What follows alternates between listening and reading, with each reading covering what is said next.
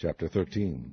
And it came to pass after this, that Absalom the son of David had a fair sister, whose name was Tamar. And Amnon the son of David loved her. And Amnon was so vexed, that he felt sick for his sister Tamar, for she was a virgin, and Amnon thought it hard for him to do anything to her. But Amnon had a friend, whose name was Jonadab, the son of Shimeah, David's brother. And Jonadab was a very subtle man. And he said unto him, Why art thou, being the king's son, lean from day to day? Wilt thou not tell me? And Amnon said unto him, I love Tamar, my brother Absalom's sister. And Jonadab said unto him, Lay thee down on thy bed, and make thyself sick. And when thy father cometh to see thee, say unto him, I pray thee, let my sister Tamar come, and give me meat, and dress the meat in my sight, that I may see it, and eat it at her hand. So Amnon lay down, and made himself sick. And when the king was come to see him, Amnon said unto the king, I pray thee, let Tamar my sister come, and make me a couple of cakes in my sight, that I may eat at her hand. Then David sent home to Tamar, saying, Go now to thy brother Amnon's house, and dress him meat. So Tamar went to her brother Amnon's house, and he was laid down. And she took flour, and kneaded it, and made cakes in his sight, and did bake the cakes. And she took a pan, and poured them out before him, but he refused to eat. And Amnon said, Have out all men from me. And they went out every man from him. And Amnon said unto Tamar, Bring the meat into the chamber, that I may eat of thine hand. And Tamar took the cakes which she had made, and brought them into the chamber to Amnon her brother. And when she had brought them unto him to eat, he took hold of her, and said unto her, Come lie with me, my sister. And she answered him, Nay, my brother, do not force me, for no such thing ought to be done in Israel. Do not thou this folly. And I, whither shall I cause my shame to go? And as for thee, thou shalt be as one of the fools in Israel. Now therefore, I pray thee, speak unto the king, for he will not withhold me from thee. Howbeit he would not hearken unto her voice, but being stronger than she, forced her, and lay with her. Then Amnon hated her exceedingly, so that the hatred wherewith he hated her was greater than the love wherewith he had loved her. And Amnon said unto her, Arise, be gone. And she said unto him, There is no cause. This evil in sending me away is greater than the other that thou didst unto me. But he would not hearken unto her. Then he called his servant that ministered unto him, and said, Put now this woman out from me, and bolt the door after her. And she had a garment of divers colors upon her. For with such robes were the king's daughters that were virgins apparelled. Then his servant brought her out, and bolted the door after her. And Tamar put ashes on her head, and rent her garment of divers colors that was on her, and laid her hand on her head, and went on crying. And Absalom her brother said unto her, Hath Amnon thy brother been with thee? But hold now thy peace, my sister, he is thy brother, regard not this thing. So Tamar remained desolate in her brother Absalom's house. But when King David heard of all these things, he was very wroth.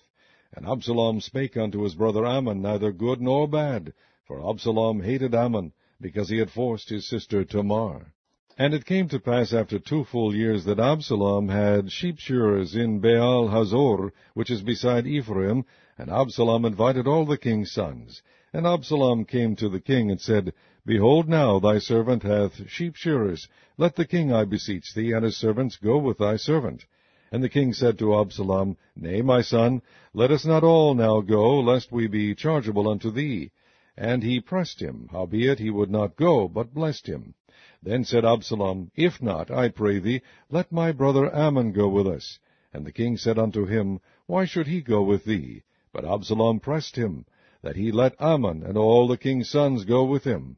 Now Absalom had commanded his servants, saying, Mark ye now, when Ammon's heart is merry with wine, and when I say unto you, Smite Ammon, then kill him. Fear not, have not I commanded you? Be courageous and be valiant. And the servants of Absalom did unto Ammon as Absalom had commanded. Then all the king's sons arose, and every man gat him up upon his mule, and fled. And it came to pass, while they were in the way, that tidings came to David, saying, Absalom hath slain all the king's sons, and there is not one of them left. Then the king arose, and tare his garments, and lay on the earth, and all his servants stood by with their clothes rent.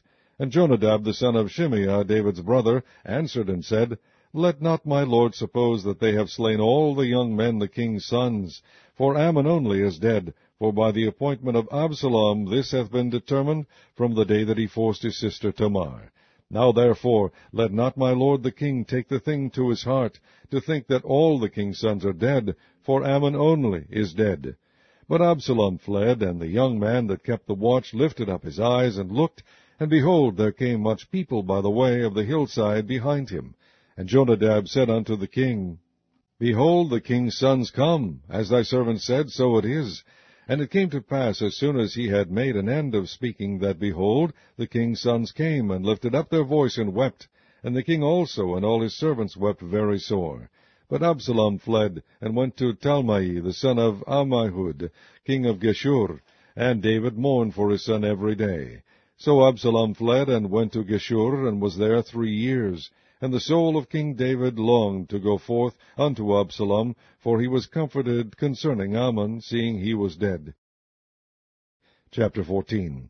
Now Joab the son of Zeruiah perceived that the king's heart was toward Absalom, and Joab sent to Tekoa, and fetched thence a wise woman, and said unto her, I pray thee, feign thyself to be a mourner, and put on now mourning apparel, and anoint not thyself with oil, but be as a woman that had a long time mourned for the dead, and come to the king, and speak on this manner unto him.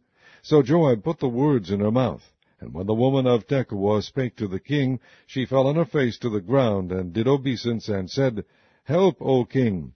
And the king said unto her, What aileth thee? And she answered, I am indeed a widow woman, and mine husband is dead. And thy handmaid had 2 sons, and they 2 strove together in the field, and there was none to part them, but the one smote the other, and slew him. And behold, the whole family is risen against thine handmaid, and they said, Deliver him that smote his brother, that we may kill him, for the life of his brother whom he slew. And we will destroy the heir also, and so they shall quench my coal which is left, and shall not leave to my husband neither name nor remainder upon the earth. And the king said unto the woman, Go to thine house, and I will give charge concerning thee. And the woman of Tekoa said unto the king, My lord, O king, the iniquity be on me, and on my father's house, and the king and his throne be guiltless. And the king said, Whosoever saith aught unto thee, bring him to me, and he shall not touch thee any more. Then said she, I pray thee, let the king remember the Lord thy God, that thou wouldest not suffer the revengers of blood to destroy any more, lest they destroy my son. And he said, As the Lord liveth, there shall not one hair of thy son fall to the earth. Then the woman said, Let thine handmaid, I pray thee, speak one word unto my lord the king. And he said, Say on. And the woman said, Wherefore then hast thou thought such a thing against the people of God? For the king doth speak this thing as one which is faulty, in that the king doth not fetch home again his banished. For we must needs die, and are as water split on the ground, which cannot be gathered up again. Neither doth God respect any person, yet doth he advise means, that his banished be not expelled from him. Now therefore that I am come to speak of this thing unto my lord the king, it is because the people have made me afraid. And thy handmaid said, I will now speak unto the king. It may be that the king will perform the request of his handmaid, for the king will hear to deliver his handmaid out of the hand of the man that would destroy me and my son together out of the inheritance of God. Then thine handmaid said, The word of my lord the king shall now be comfortable, for as an angel of God so is my lord the king to discern good and bad. Therefore the Lord thy God will be with thee. Then the king answered and said unto the woman, Hide not from me, I pray thee, the thing that I shall ask thee. And the woman said, Let my lord the king now speak. And the king said, Is not the hand of Joab with thee in all this? And the woman answered and said, As thy soul liveth, my lord the king, none can turn to the right or to the left from aught that my lord the king hath spoken. For thy servant Joab, he bade me, and he put all these words in the mouth of thine handmaid. To fetch about this form of speech hath thy servant Joab done this thing, and my lord is wise, according to the wisdom of an angel of God, to know all things that are in earth. And the king said unto Joab, Behold, now I have done this thing. Go therefore, bring the young man Absalom again. And Joab fell to the ground on his face, and bowed himself, and thanked the king. And Joab said, Today thy servant knoweth that I have found grace in thy sight, my lord, O king, in that the king hath fulfilled the request of his servant. So Joab arose and went to Geshur, and brought Absalom to Jerusalem. And the king said, Let him turn to his own house, and let him not see my face. So Absalom returned to his own house, and saw not the king's face. But in all Israel there was none to be so much praised as Absalom for his beauty. From the sole of his foot even to the crown of his head there was no blemish in him. And when he polled his head, for it was at every year's end that he polled it, because the hair was heavy on him, therefore he polled it, he weighed the hair of his head at 200 shekels after the king's weight. And unto Absalom there were born 3 sons and 1 daughter, whose name was Tamar. She was a woman of a fair countenance. So Absalom dwelt 2 full years in Jerusalem, and saw not the king's face. Therefore Absalom sent for Joab to have sent him to the king. But he would not come to him, and when he sent again the second time, he would not come. Therefore he said unto his servants, See, Joab's field is near mine, and he hath barley there, go and set it on fire. And Absalom's servants set the field on fire. Then Joab arose, and came to Absalom unto his house, and said unto him, Wherefore have thy servants set my field on fire? And Absalom answered Joab, Behold, I sent unto thee, saying, Come hither, that I may send thee to the king, to say, Wherefore am I come from Geshur? It had been good for me to have been there still. Now therefore let me see the king's face, and if there be any iniquity in me, let him kill me. So Joab came to the king, and told him. And when he had called for Absalom, he came to the king, and bowed himself on his face to the ground before the king, and the king kissed Absalom.